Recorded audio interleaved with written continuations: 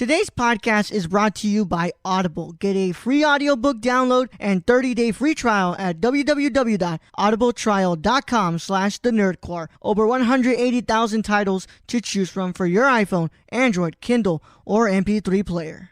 Hello, nerds. You're listening to an episode on the Nerdcore podcast feed. If you're feeling generous, please consider pledging to a tier on our Patreon at patreon.com/thenerdcore. We have tiers as low as $1 per month. Thanks so much, and enjoy the episode.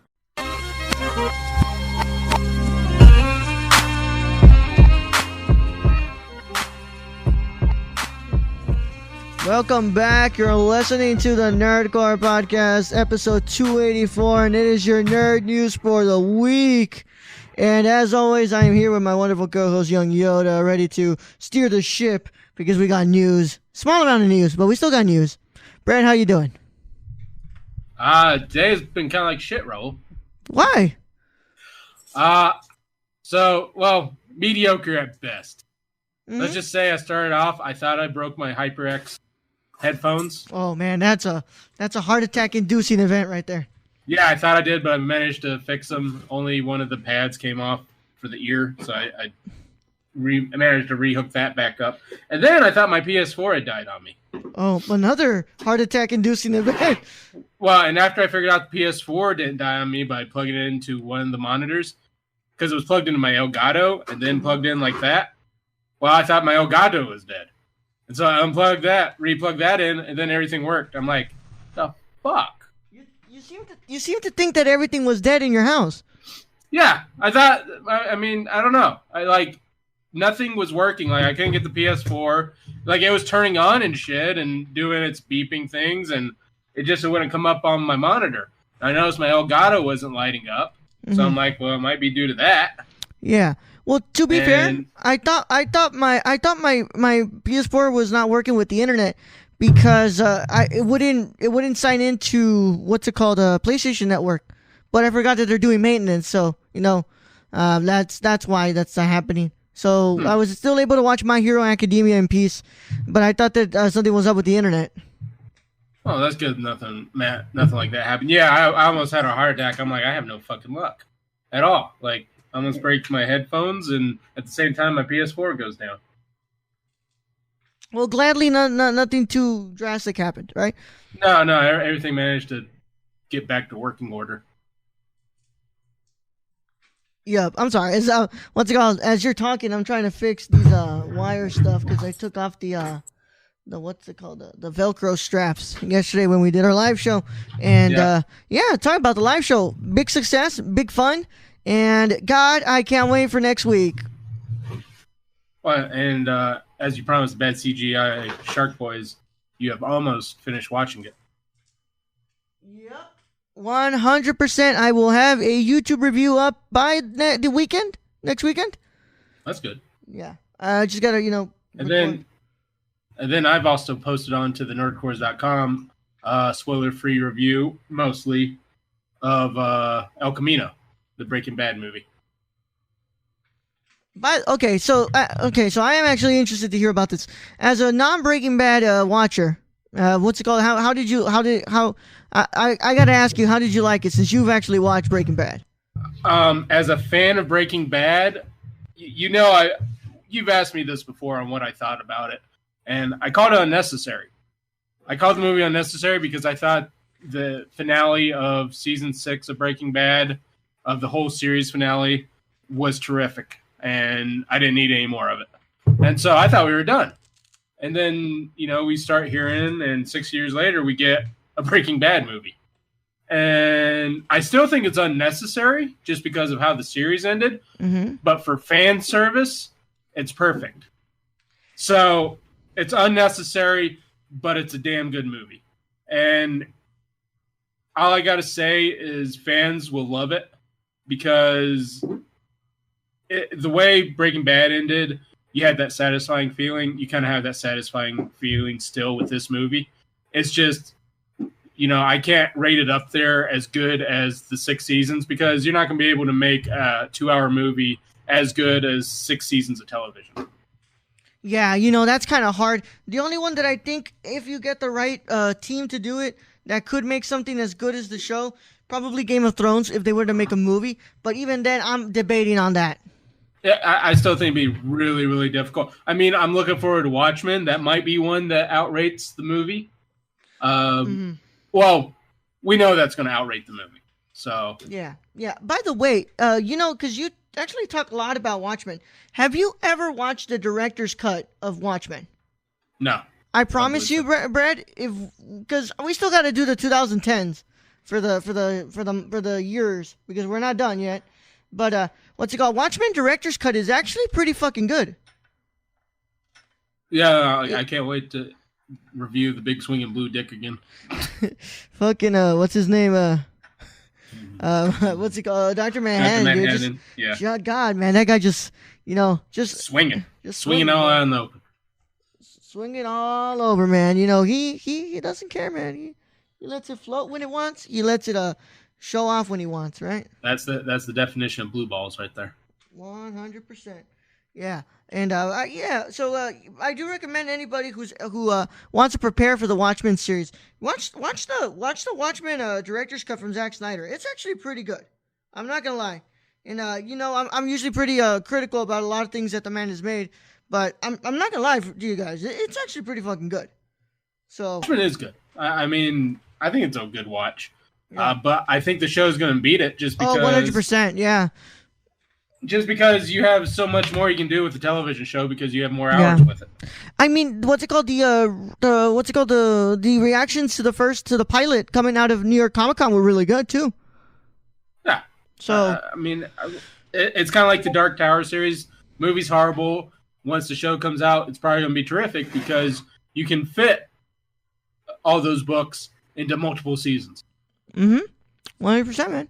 So I'm really, really excited to see Watchmen. I believe that comes out in 2 weeks, and it should be a fun time, dude. And I can't wait because I love the idea that we're concentrating like a couple of years after years after the book. So what's it called? Rorschach is dead and all that stuff, and it's the Brotherhood of it's basically all this cool stuff, and I can't wait to see it. I think that this is the perfect place. HBO is the perfect place to do this show on. Yeah, it's dark enough, it's gritty enough. Yeah. Sorry, you cut out there, so I don't know what you were saying, but yeah, it's dark and gritty, and it's a perfect place to do it. So, Brad, we got news to cover. I just wanted to I wanted the breaking news to probably be this because we didn't get to cover it last week, and it sadly happened to us. It happened like out of the blue, but what's it called? We are sending our condolences to everybody affected by the passing of Robert Forster. Robert Forster. Yeah, resurgent Oscar nominee from Jackie Brown dies at the age of 78. That's actually that's extremely sad. And at least he left us because he's in El Camino. So that was the day he passed away was the day it was released. Yeah, and he is one of the highlights in that movie. Yeah, so pretty much any movies he's in, he's a highlight. Yeah, he was in Medium Cool. He was in Mulholland Drive, and of course, and Twin Peaks. And what's it called? Of course, Jackie Brown, when his career was resuscitated. And it's this stuff sucks, man. We, like I've always talked about on the podcast, and always it's sometimes we have to be reminded that the people we truly love and we look up to in this industry, they're not immortal. They're mortal just like us, man. And it's sad when they get taken away from us like this. And but we have an incredible filmography and incredible work to remember them by every day. And So I'll be going revisiting Jackie Brown for sure.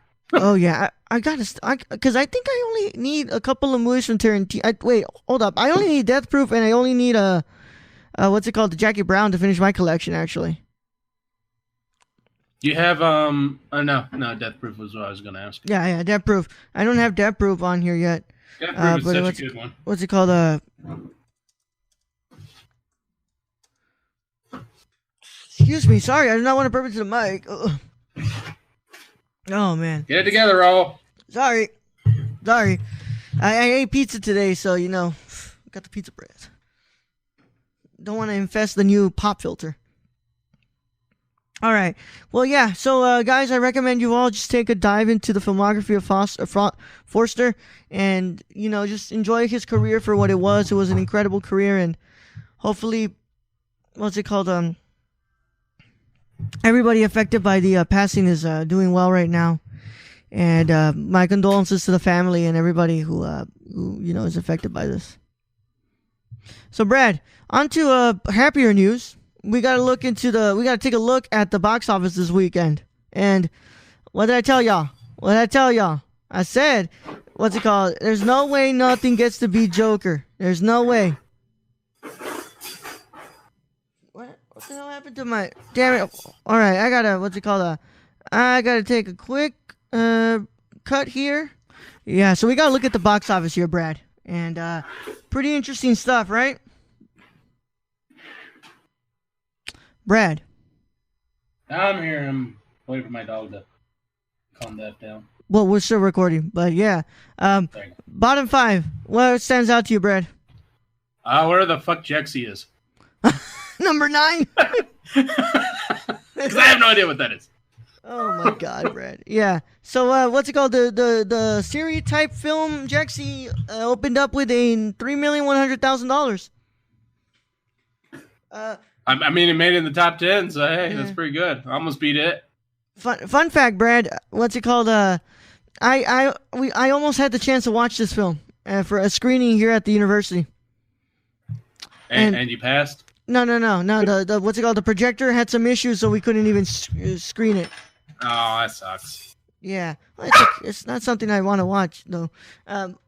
Dixie, let us record. Top 5. Let's go ahead and look at this, Brad. Downtown. Oh wait, I gotta take my bottom 5, right? I'm still happy for Hustlers, man. $3,850,000 at number 6, still kicking it, and making that extra pocket change at this point. Yeah, unfortunately, Gemini Man came in very, very low. Yeah, well, which I kind of expected. Those reviews weren't nice. Yeah. Number 5, we have Downtown Abbey with $4,900,000. $6,170,000. We also have Gemini Man. Oh wait, that was Abominable at 4, and then Gemini Man at 3 with $20,500,000. The Addams Family at number 2, debuting with a $30,298,000. Of course, I saw that coming from a mile away. That's those animated films get so much love, dude. And at number 1 again for the second week straight, $55,000. $55,000, man. It's what's it called? 55 million, you mean? 55 million. I'm sorry. 55 million is Joker. Brad, yeah, and I mean that's just adding. That's pocket change. Yeah, I believe we are already at 500 million worldwide. Yeah, it says 192,728,000 domestically. Holy crap, Brad! 543 million worldwide. 543 million worldwide. That means it is getting really close to touching that. What's it called? That Venom. That Venom number. Which deservedly so. It's better than Venom. Oh, 100%. The only thing that's hurting its shot, probably at surpassing Venom, would be the PG-13 rating. Mm-hmm. Yeah. Wait, what are you talking about? For Venom. Oh yeah, of course. What's it called? It's fighting against Joker, Venom, and it's fighting against Venom and Logan, and I believe what's it called? I can't remember what was the number 1 for, because if this passes Venom, it has the shot to get to passing It Chapter 1, which was that's the highest grossing. I believe that one is the highest grossing. What's it called? Rated R film, or that's Deadpool? I believe that. Well, I know It Chapter 1 was the highest grossing for the opening weekend. Yeah. Hold on. I will check right now. Numbers coming in here. 1, 2. Deadpool. What was the grossing of that one? The grossing for Deadpool is $783. $783 million. Holy crap. Oh my god. That's amazing. I just want to see the R-rated, because I don't care about the other stuff. I want to see R-rated when it comes to R-rated. Rated R. Here we go. Rated R. So the highest grossing rated R film, of course. What's it called? The Passion of the Christ. Number 2 is Deadpool. Number 3 is American Sniper. It Chapter 1 is at 327. Deadpool 2. It Chapter 2, Deadpool is at number 5. Where's Joker? Joker is at number 19. So, it should be getting close to touching... Wait, A Star is Born was rated R? Shit. How much does it need to beat Logan? Because that's the next big one that's going to go up. Oh, 692. 619. It's getting close, dude. Look, I'm saying when this is all said and done, dude, it's going to be in the top 10 of the most highest grossing rated R films. I think it's going to... I can see that. It's a long shot for it to enter the top 5, but the way we're going right now, Brad, it's going to be crazy. Even if it were to make the top 10, that's already 3 films that Phillips has in the top 10 most highest grossing rated R films. Because he has Hangover 2 and Hangover 1 in the top 10. So Phillips knows how to make a movie. We just didn't know he could make a drama. Yeah. I'm super excited for this, man. Of course, we've already done our review. You guys can go listen to it. We did an incredible job with that review. It was a lot of fun, and also it's an interesting time, man. Because I really liked the film, but I think we had a really good conversation on it. Oh yeah, I think we basically beat a dead horse at the end of it. Mm-hmm. Pretty much. So here we go, Brad. Let's go ahead and check what's gonna go down this weekend. I believe this is finally the weekend that I've been waiting for a while. I believe the Lighthouse comes out this weekend. God, I can't. That's good. Yeah. I'm sorry. I keep messing up the links here, man. Where are you? October.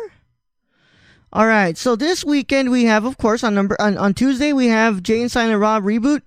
Brad, this is actually one of the ones that I've been waiting for a while. We have Jojo Rabbit on October 18th, Maleficent, Mistress of Evil, Zombieland Double Tap, and of course The Lighthouse.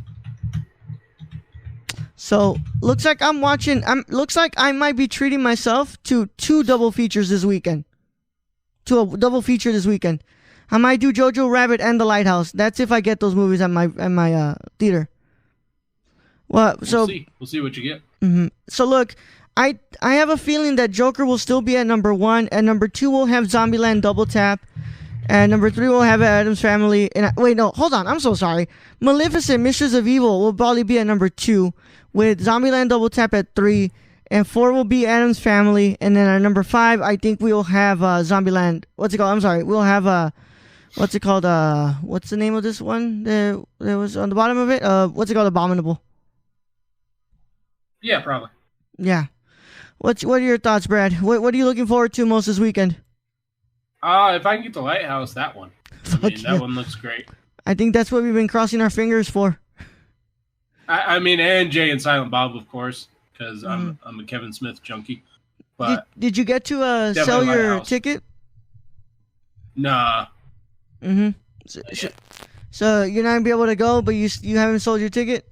I haven't sold my ticket yet, no. Damn, dude. That really sucks. Why can't you go? Things came up, so I only had 1 seat. Damn. Well, that's fine, Brad. Well, look, we got to go ahead into the news, and some really shocking and hype-killing news. We've got a revelation from Cinema Blend that the next film starring Eddie Murphy after Dolomite Is My Name will be coming to America 2. And sadly, that will not be rated R. So they asked him about, they sat down with Murphy and they, on behalf of Dolomite Is My Name, to find out why he shied away from the R-rated humor that defined the early part of his career. And the former Axel Foley explained to Cinema Blend. I think what happened was there was a period when Hollywood was on some PG-13. That's how you reached most audiences, and there was maybe a 15-year period where that's all everybody was doing. So I got caught. Oh goddamn! I got caught up in that shit. But no, doing this movie, the movie was to be rated R because of the way Rudy Ray Moore was. But I'm doing Coming to America next, and that's PG-13. So, Brad. I would say that you're a fan of first Coming to America, right? Yeah. Yeah, same here. Are you kind of bothered that it's not going to be rated R? Yeah. Yeah. Come on, man. It's, of course, you don't need to have the comedy that he used to have. Of course, people grow and they change their ways, right? They kind of try to, to mold their comedy now to fit the times. Of course, everybody's got to do that. All artists have to, evolve. But, the rated R raunchy style of comedy coming to America was what made coming to America so much fun. The best Eddie Murphy there ever was Eddie Murphy Raw. That Eddie Murphy was the best Eddie Murphy there ever was. Yeah. And that was beyond rated R. Oh, yeah, of course. Of course. It kind of sucks, man. But, I'm still interested in watching this movie. But now I'm kind of like, unless they try to push the envelope of PG-13, right? Well, I just think it's cool that basically they're going to be using Rick Ross's house for the movie. I love he has that, the biggest house in Florida and the biggest pool in America. Yeah. So here's to hoping that this goes well, but yeah, man, it sucks that it won't be rated R, but we'll see. Yeah, we'll see. Yeah. My expectations kind of went down with that news. Me too, man. Honestly, I'm a little bummed. I'm a little bummed, but they've got the original creators, right? So that's a pretty interesting thing that they still have the original team and they're bringing back the cast. So let's hope for the best. Yeah, but we'll see how it goes. And honestly, show me the trailer. And honestly, just show me the trailer. But the next piece of news is the same sentiment I'm gonna have. Let's hope for the best. It is no surprise that Sony has been having the trouble with kind of launching off Masters of the Universe film. And what's it called? It looks like there might be a new home for that movie soon. He-Man. He-Man. Yeah. So, for the Hollywood Reporter, studio dilemma: risk a box office flop or sell to Netflix? From Kim Masters over at the Hollywood Reporter. Excuse me. Sorry. I want to rub into the microphone. Sorry, guys, for all the long pauses in this episode. Well, yeah, sorry, man. First it was me fixing up the arm stand over here, and then it was me not wanting to burp. So it happens. I'm pretty sure the pauses make up half this show now. Call it Tom's choice. Like all major studios, Sony Pictures is questing for new franchises, and after years of development, it might have one with the He-Man movie, Masters of the Universe. But while the picture is on the calendar for release in March 2021, sources tell the Hollywood Reporter that studio chairman Tom Rothman is exploring the prospect of getting risk-free cash for the pricey project by making it for Netflix instead. A studio source says talks are preliminary, but such a deal would make Sony the next studio after Paramount to start making movies belonging exclusively or almost exclusively to the streamer. So there's a dilemma. There's a dilemma. Seek a studio or financier to partner on the project, holding on to various rights and territories, or make the safe deal with Netflix, which would not seem quite so safe if the film were a huge hit and it was already sold and already was sold. Studio selling to streamers is an accelerating trend.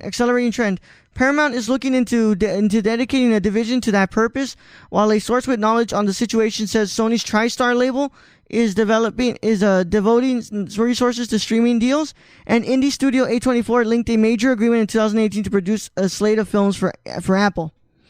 Yeah. Wow. What can I put up? Yeah. So before I actually talk about this, I need to point out something. Remember a couple of months ago, there was that dilemma with The Irishman not getting any theatrical releases through the major studio chains? Major chains? Yep.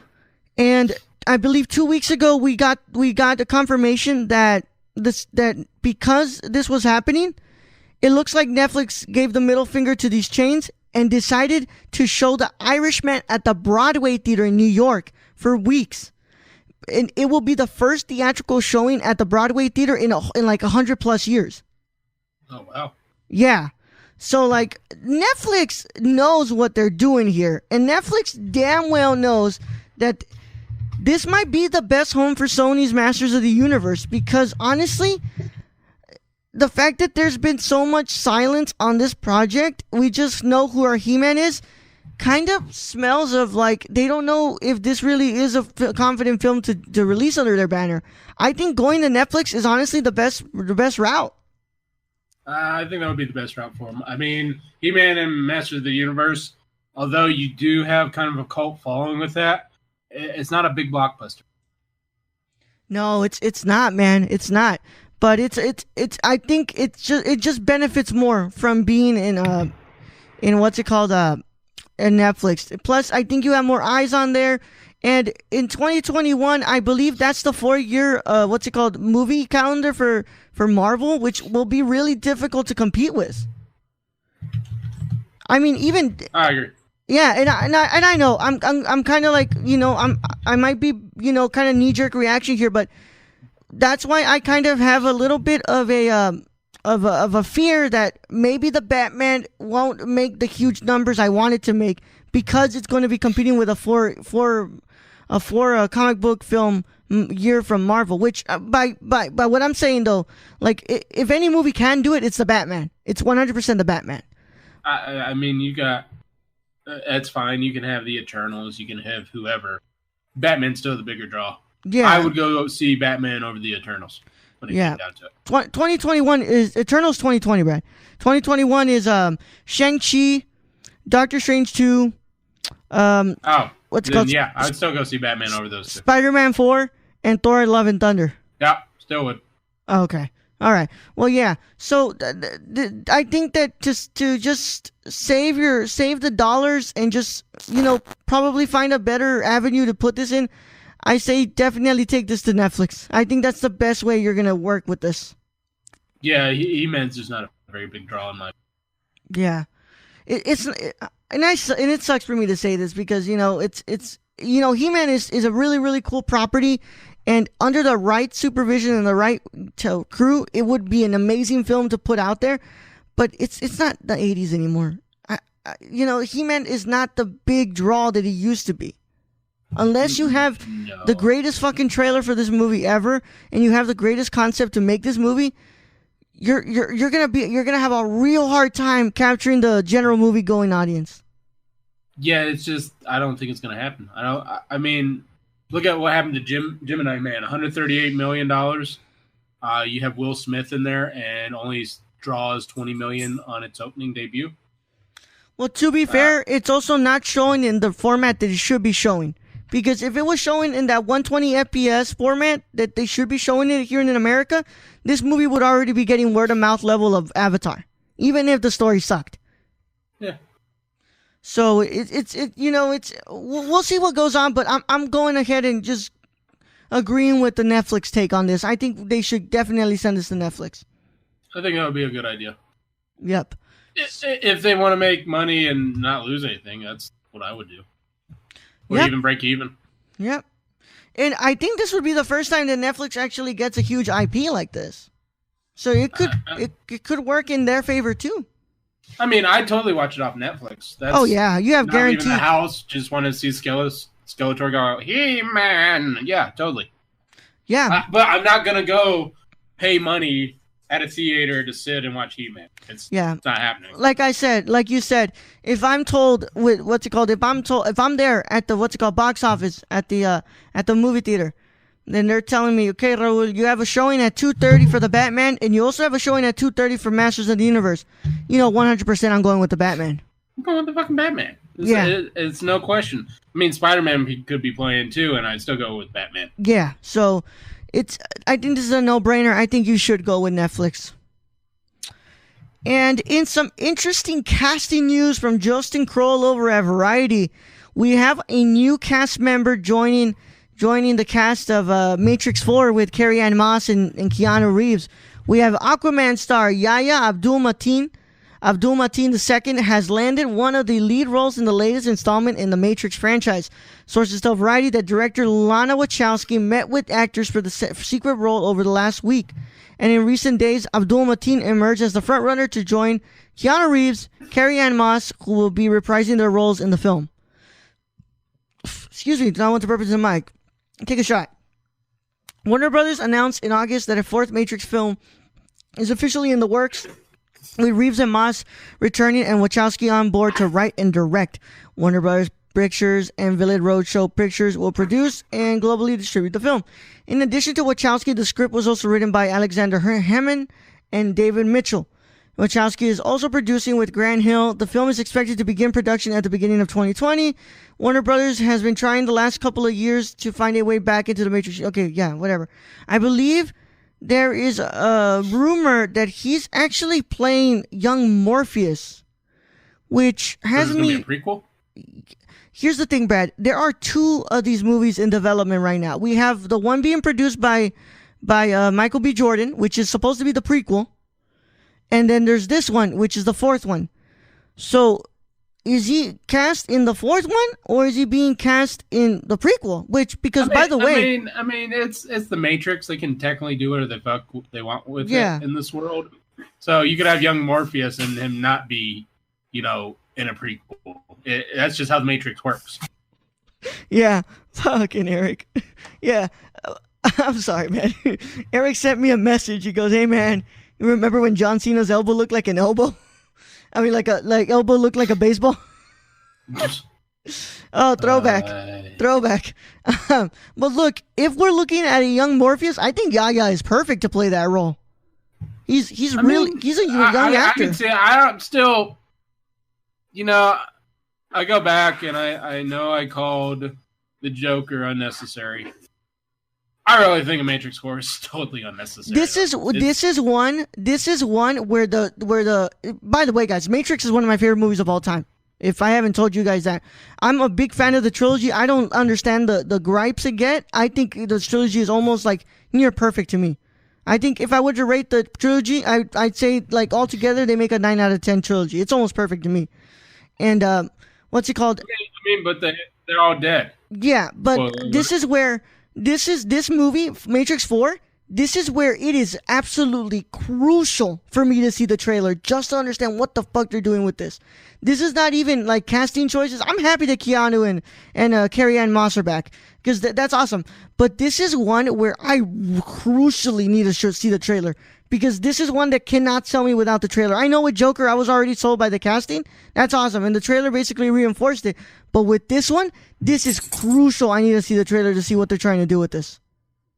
Yeah, for sure. Show me the trailer. Yeah, but look, my only question is, if Yahya is coming to do young Morpheus in Matrix 4, why couldn't they just get Lawrence Fishburne?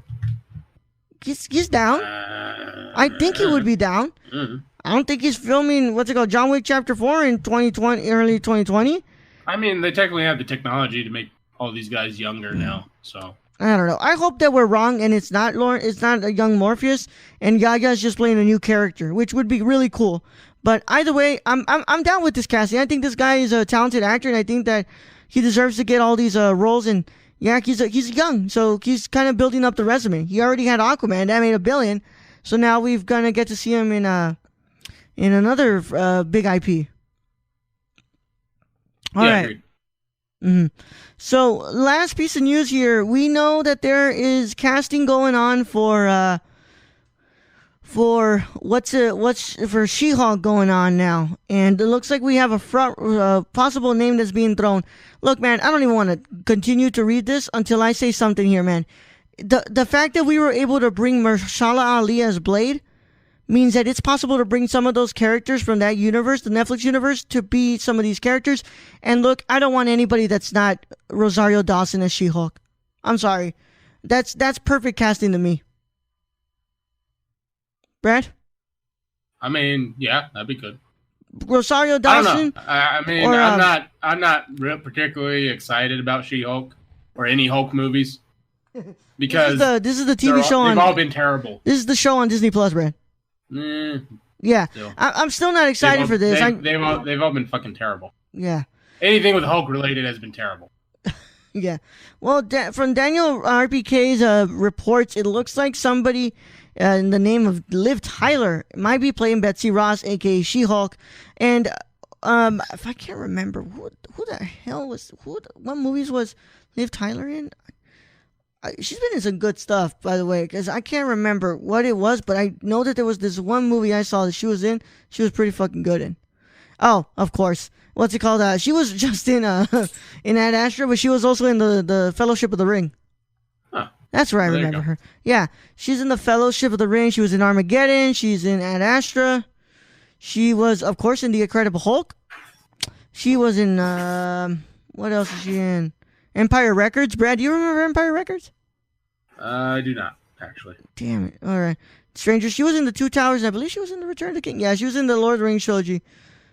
And, look, man, I think that we could get someone better. And, yeah, I think you have, you know, I might use my words here, but what's it called? It's I think that with all these shows that we're bringing, that we have the chance to really make a what's it called? A statement in streaming service shows. I think we have the chance to, you know, to stream someone like Rosario Dawson, to cast someone as Rosario Dawson or Stephanie Beatriz. I think that those two would be perfect casting for them, for this character. And honestly, like, Rosario Dawson has the look, she has the build for it, and my mind just goes directly to her. I don't think I would want to see anybody else who isn't her or Stephanie Beatriz do this. And I know that Stephanie Beatriz has been campaigning for this for a while. I mean, for any Hulk kind of related show, other than Mark Ruffalo being the Hulk, they probably, and I know Thunderbolt Ross did come back in the Avengers. But yeah. I think anybody else, they could just recast and no one would give a shit. Yeah, so I think it would be really cool to see Rosario Dawson, but we'll see what's going on. But look, these are just reports. At the end of the day, the only thing that I get out of this is that they started to cast already, which I believe they already started trying to look for Kamala Khan as well, which is the only thing from these Slater shows that I'm actually really, really excited to watch. And I hope they find someone good for this, but I'm like hesitant. I'm hesitant because, you know, you really have the chance to make something great here, but you have people like me who aren't completely sold on these shows because, like I said, I don't care about WandaVision. I'm not interested in Falcon and Winter Soldier all that much. I'm barely interested in Loki, to be honest. Barely interested in Loki too. What's it called? Hawkeye series? Nah, I'm not even. What If looks like a good time waster for when you're sitting on the couch with Disney Plus on it. And what's it called? The only thing I'm really excited about is Kamala Khan, and I have interest in Moon Knight. That's it. Just because I don't know what the fuck it is. Yeah, I don't know. I mean, Alex seems to be very excited about Moon Knight, but yeah. I have no idea who Moon Knight is. And Moon Knight, and what's it called? Alex is a huge nerd, so you know. He's pretty. If he's excited about something like that, we gotta know it's pretty good. So you know, I'm excited for those two shows. The only thing that has me clamoring for Disney Plus is The Mandalorian and Cassian Andor. That's it. And maybe that Muppet series that's coming. But other than that, in The World According to Jeff Goldblum. But like nothing of the Marvel slate really catches my eye, man. Nothing. Except the only reason I think most of us are getting Disney Plus is The Mandalorian. Yep. And that's gonna be really, really, really cool. You know, it sucks that we might not be able to do what's it called the podcast reviews for those, but maybe if we can do YouTube reviews for the Mandalorian and actually do that, and then you put the audio version on the feed, because Saturday morning reviews are usually for movies, and I'm pretty sure I don't know when they're gonna premiere the episodes. But I'm pretty sure that Saturday is going to be around the time that we wouldn't be able to. We would have to record on Thursday, and I'm pretty sure they're not premiering on Thursday. They're probably premiering on Fridays. Yeah, I mean, we could always do a live watch session for someone too. Or hell, put on the live show and just do it on the live show, and then clip out the review and put it as a separate review too. Yeah.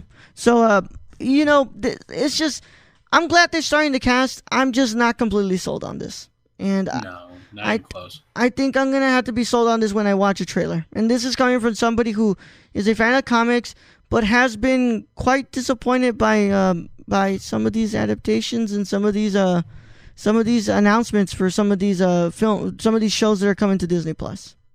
And it just seems like they could have such better sources to make something from than what they're choosing to do.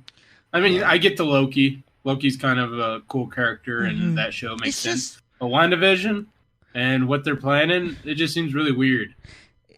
Look, I know these are going to be big budget shows that are going to look cinematic. It's just that I think that you have the chance. I know Marvel really wants to step up the game and see, like, look, we've dominated film, and now we're going to dominate the way you watch TV as well. I get it. I understand why you would want to make money off that, and why would you want to just grow your ego with that. I get it. But it's the same thing I've said to RB3 on our interview, which you can listen to on this feed. You know, I don't care about the connections. I don't care about that stuff.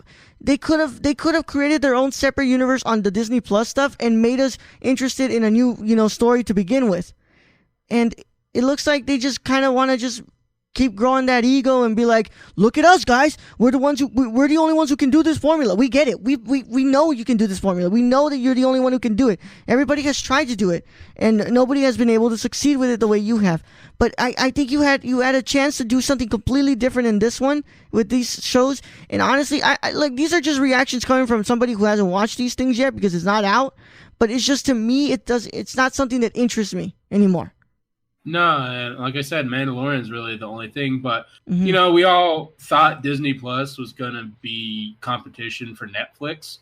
Right now, I'm not seeing it. I'm more excited for the end of the fucking world season 2 than most of the shows coming out on Disney Plus. Yeah, I mean, for God's sake, man, I'm like, what's it called? You guys know I don't like Stranger Things, but for God's sake, man, the internet was talking crazy amount of talk about that season 4 teaser, and it barely even had any fucking footage. Yeah, it really didn't have any footage. And the internet was on fire. You really think of freaking She-Hulk or the WandaVision can compete with Stranger Things? No. And the way they're going about it, I mean, WandaVision just sounds like a really weird show. It's not. I mean, I could see if like they somehow bring back Vision and her and Wanda, and him and Wanda go on adventures, or if this was even before, while they're on the run, looking at that time. But this just seems like something they just kind of threw together. To me, it looks like what this is. Okay, cool. Let's go get walking. How are we going to pitch this show? How are we going to pitch these shows, man? Well, how about this? We end the next movie with a cliffhanger, and we say, well, you want to know how we can connect the next movie and this one? You guys got to go to Disney Plus, buy a subscription, and watch WandaVision. You can go there, and you can find out the connection. So let's just go ahead and make all these shows and make, a connection at the very end of the season, so that way it can lead into Doctor Strange and the Multiverse of Madness. That's honestly the way it looks for me.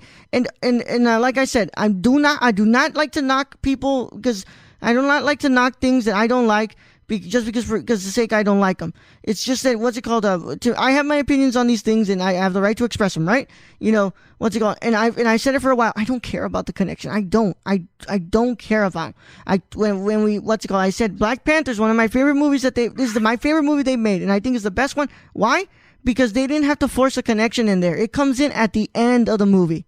If you were to watch Black Panther, if you watch Black Panther by yourself, you don't have to know anything about the MCU to watch Black Panther. And, no, you don't. And it has a lot to say about slavery and entrapment and all those type of things. That's a movie that has something to say.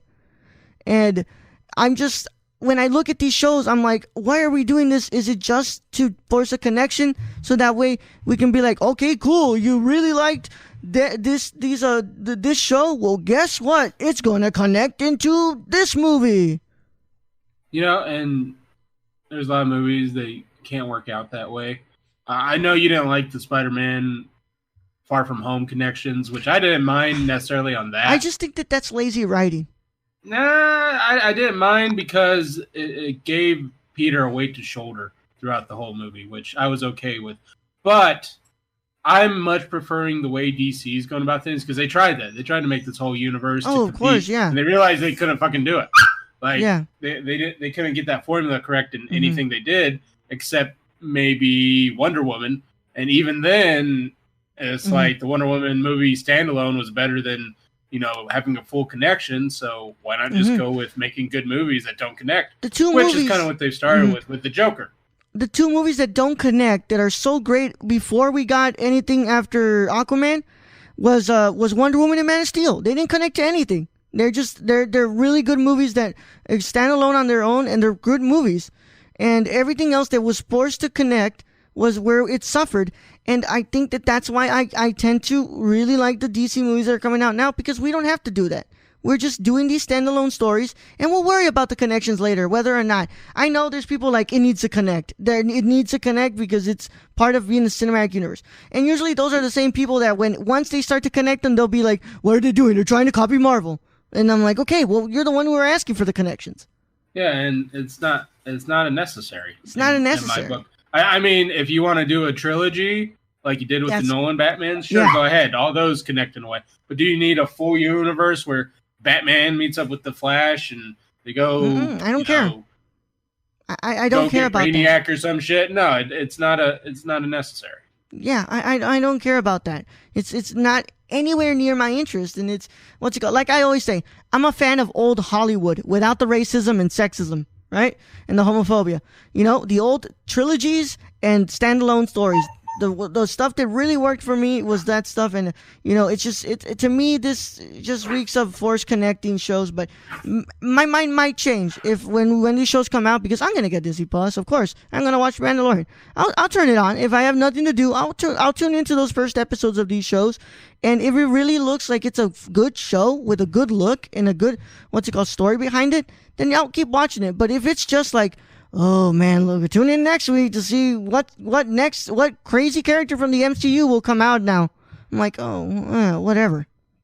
If I want that, I just watch the CW crossover events.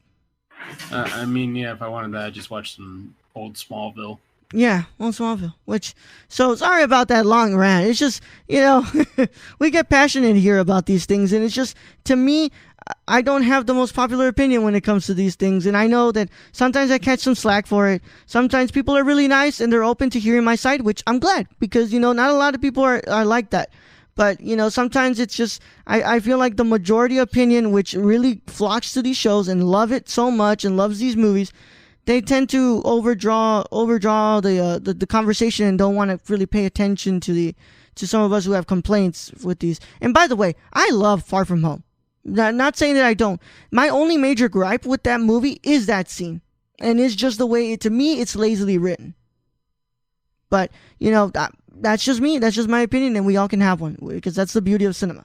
So, with that being said, Bradley, another passionate episode that we recorded, and I forgot to do an Audible ad. So, yeah. I know. Well. I know, but I've got my trusty paper here that I can read my housekeeping with. So, what's it called? We can go ahead and go into that if we are done here. So, you know, yes, I mean, Brad, did you feel it last night? Did you feel that's the special feeling last night? Like, if we were truly doing something that we were supposed to do for a while? I mean, I think it's always good. Let's face it, the guests we've got on pretty much this whole time for 2 years have been amazing. From bad CGI Shark Boys to Five Guys. Not Five Guys. Five Meats. Yeah. Five Meats. Gonna contact them about... You can tell I'm hungry. Yeah. And honestly, they're all great. Yeah. They're all, a lot of them, very hilarious. Mm-hmm. I mean, even Ayden's hilarious in his own kind of, you know, emo way. Nonchalant way. Yeah. But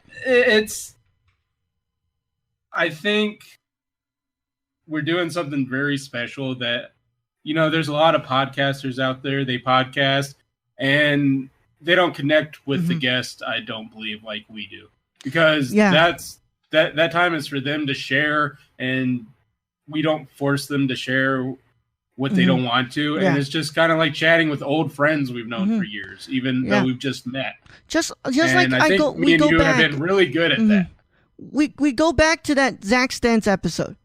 And he even goes, all right, guys, I chatted too much about this movie. Feel free to ask me about all these other stuff I've worked on. And I even asked him, sir, am I allowed to talk about Booster Gold? And he goes, of course, I will not answer anything that I'm not allowed to answer, but, you know, just ask away. And, you know, that was just, you know, that's him being nice. And he wants to come back. But last night, I felt something I have not felt with podcasting since we did one of those some of those other episodes. And not to say that I don't like podcasting, I love it. But there's certain episodes where I really feel something's there that is out of the ordinary, and I haven't had that feeling for a while. And last night was one of the best episodes we've done. And the fact that we went for a whole hour and it felt like it was 30 minutes was better. Yeah, and let's face it, we went into a lot of good topics. Oh, yeah. With the bad CGI Shark Boys. And even though a lot of the topics weren't necessarily about them or their movie. Yeah. And they were totally cool with that. We even went into Mateo's time with Weird Al. I was very happy that he was like willing to answer stuff about that, because I know some people might not have been, because that was so many years ago and it might have been a weird, awkward situation for all we know. Mm-hmm. But he was very open. Hell, he even showed us his laser disc collection. Laser disc. Yeah. With Captain America. And that's the thing is everyone felt very comfortable. It was a really silly time. Hell, I was drinking beer. Yeah. I'm sure the Pajama Boys have been drinking beer too, because, what else are you supposed to do when you're not writing?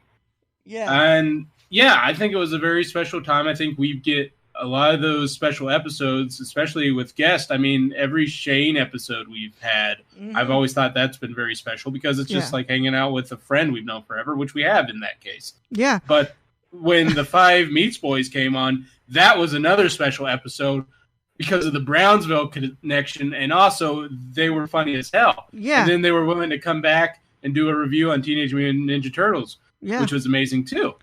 So I think sometimes we just have to give it up to our guests because they make the show better. Yeah. And me and you can hold the fort, and we have some special episodes where it's just me and you. Mm-hmm. But I think when we're being really great is when we have others to talk to and bounce ideas off of them and discuss what they're going through and how we can relate to that and how the audience can relate to that. Yeah. And I just have to bring out, the whole fuck Brad meme that's basically ending up coming to being. I'm super proud of that. I'm happy every time. I was so just floored when I get an Instagram post or a WhatsApp post sent to me, and it's just everyone in your like student common area going fuck Brad. I'm like, I maybe one day we'll have a huge audience and they'll all be screaming fuck Brad at the end of it. I'll be like, that's dope, buy a shirt. Yeah, I love it, man. And like I said, and this is the last I'll talk about last night. Last night, was like I told you guys when I said we were bringing a different format to this show.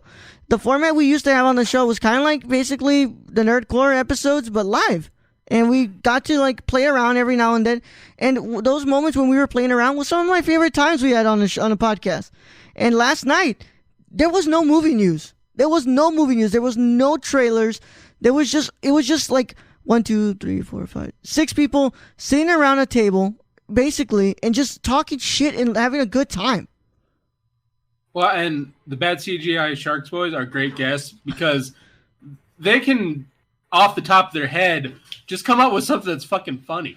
Every time, every instance, just Jason, Matthew, and Mateo, they're perfect at that. And that's why I think you're almost done with Bad CGI Sharks. Yeah. That's why I think some of those dialogue that they have are just so hilarious. Oh, it wouldn't work with anybody. It wouldn't work with anybody else. If it wasn't those. And it's just they bring that in real life. That's who they are. Yeah. And I mean, it's very cool to see them just sit down and talk to us in that same format. And we're just bouncing off quips. He calls you a jackass at the beginning. We're talking about fucking Weird Al. I'm wearing a chicken on my head. Yeah. It's a normal fucking Nerdcore's podcast with guests.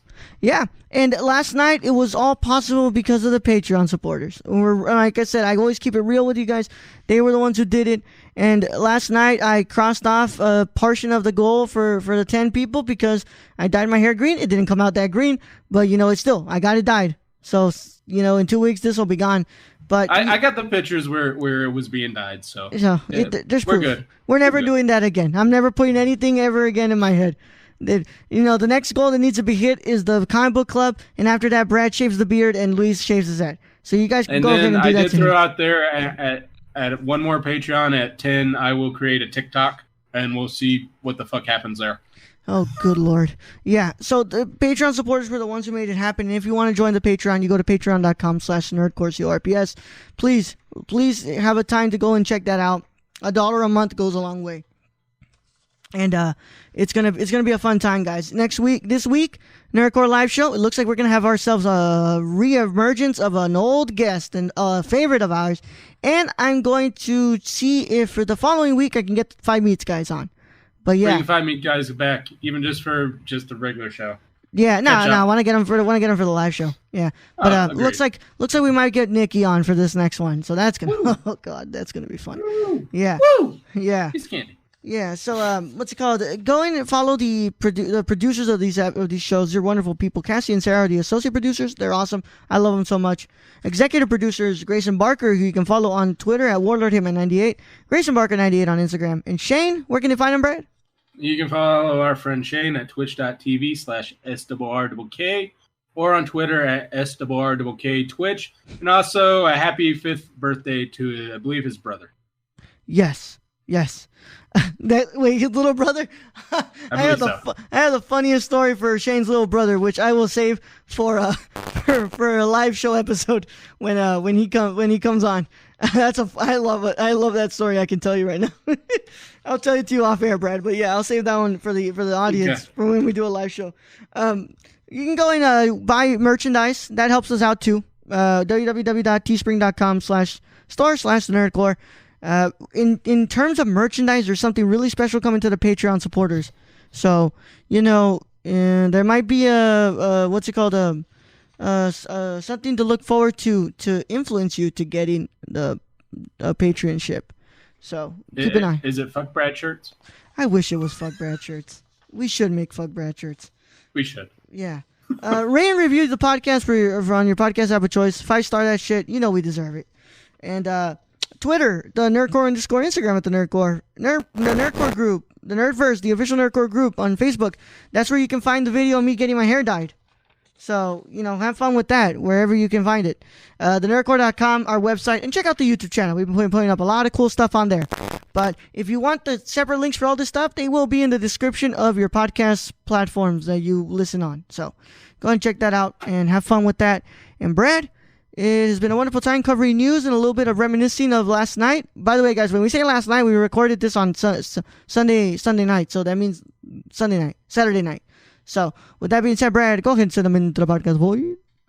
Right, Ro. Thank you for being host as always. Thank you to all our listeners, all our Patreon supporters. We appreciate each and every one of you. You help make us great. And I guess in the next episode, we review Jennifer's Body. That's hot. Young Goat out.